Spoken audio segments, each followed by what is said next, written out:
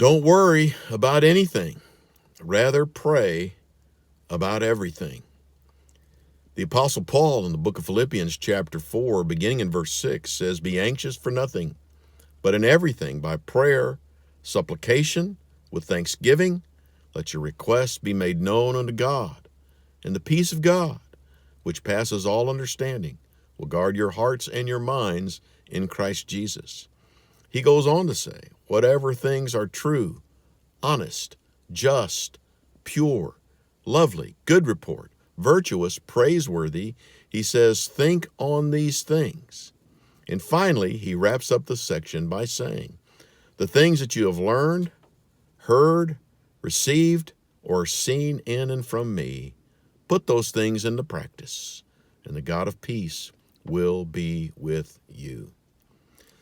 I find it fascinating, and it's a real blessing to know that when Paul gives us listings of different kinds of prayer, he never fails to include the giving of thanks. We looked at it yesterday, 1 Timothy chapter 2. Giving thanks is a part of prayer. Why? That you might live peaceful and quiet lives in all godliness and holiness. And in Philippians chapter 4 today, we give thanks as a part of our prayers and praying. What's the end result? That the peace that passes all understanding will guard our hearts and minds in Christ Jesus. And he closes by telling us and reminding us, not only do we have the peace that passes all understanding, but actually the presence of the God of peace in our lives. Let me encourage you with this today as we have entered into Thanksgiving week.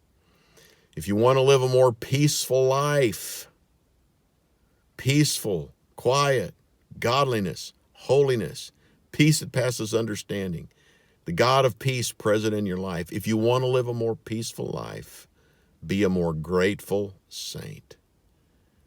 Giving thanks, expressing it to others, and especially giving thanks to God through prayer.